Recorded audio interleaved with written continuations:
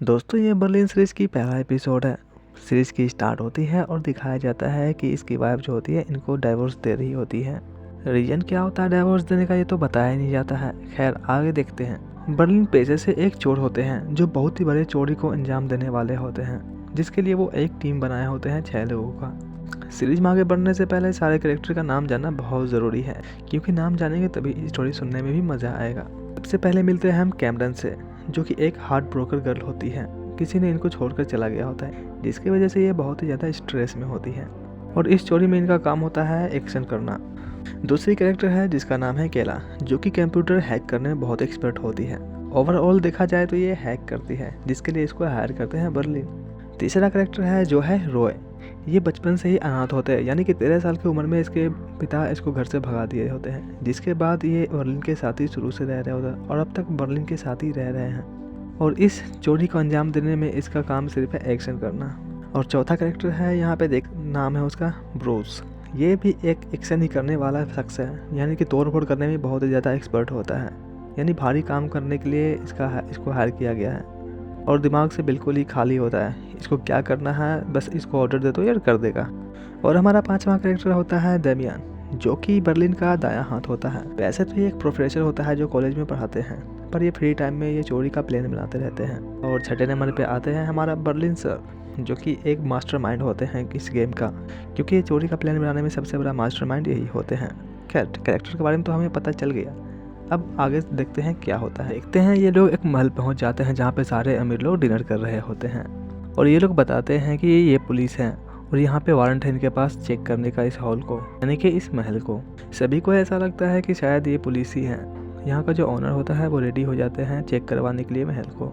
4 लोग इस हॉल में ही ठहरते हैं जहाँ सब डिनर कर रहे होते हैं। बर्लिन जो होते हैं वो ऑनर के साथ एक रूम में जाते हैं जो पासवर्ड से लॉक होता है और उससे खुलवाते हैं उस रूम को। और यहाँ पे सभी लोगों को शक भी होने लगता है कि ये तो पुलिस हो ही नहीं सकता है, क्योंकि इनके हाव भाव बिल्कुल ही अलग दिख रहे होते हैं।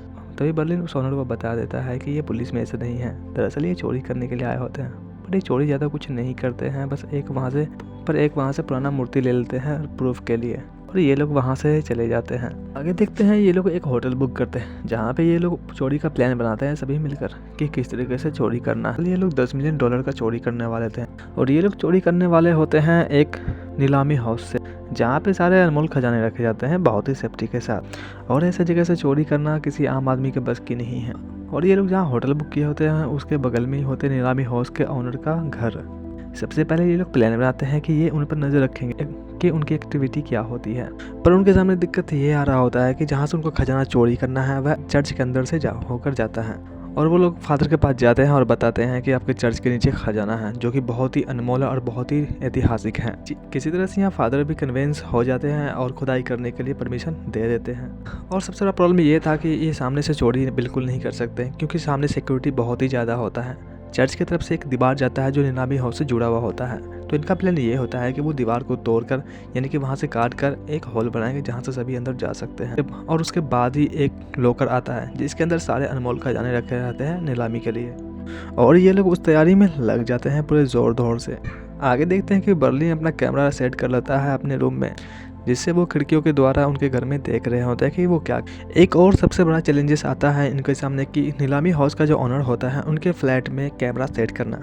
तो उनको कुछ टाइम मिला होता है जब वो लोग बाहर गए हो, तो रॉय और कैमरन जाते हैं वहाँ पे कैमरा सेट करने के लिए। उनके लिए भी उनके साथ में ही होते हैं। कैमरा सेट करने के लिए जहाँ जाते हैं वहाँ पे बहुत ही ज़्यादा ज़रूरत होता है इनका, इसलिए सभी साथ में जाते हैं और ये किसी तरीके से बहुत ही चालाकी से अंदर घुस जाते हैं और हर जगह कैमरा सेट कर देते हैं, जो कि बहुत छोटे छोटे ही होते हैं, जो कि ऐसे आराम से दिखते भी नहीं हैं। और कैमरा सेट करने के बाद वो आसानी से वहाँ से बाहर निकल जाते हैं। आगे देखते हैं कि बर्लिन नीलामी हाउस के ऑनर और उसके वाइफ, जिसका नाम होता है कैमली, उसके ऊपर नज़र रख रहे हो।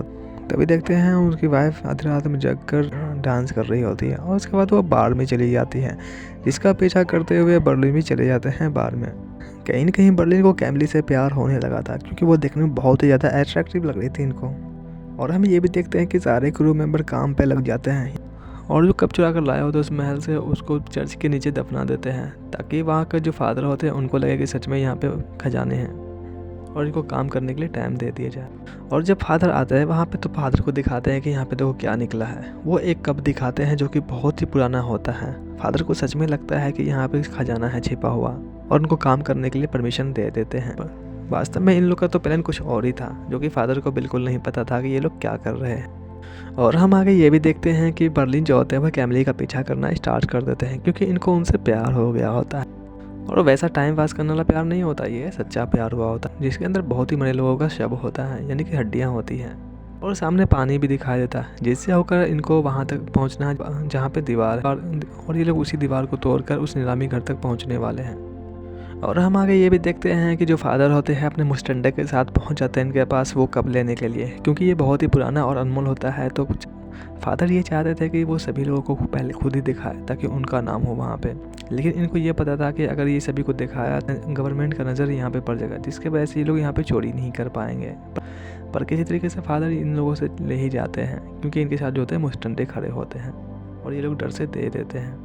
और दामियन बर्लिन को खबर दे फादर उस कप को लेकर चला गया है, जो कि सभी को दिखाने वाले, जिसके वजह से बर्लिन बहुत ही ज़्यादा परेशान हो जाता है। और दोस्तों हमारा पहला एपिसोड यहीं पे ख़त्म होता है। मिलते हैं दूसरे एपिसोड में, तब तक के लिए बाय एंड टेक केयर।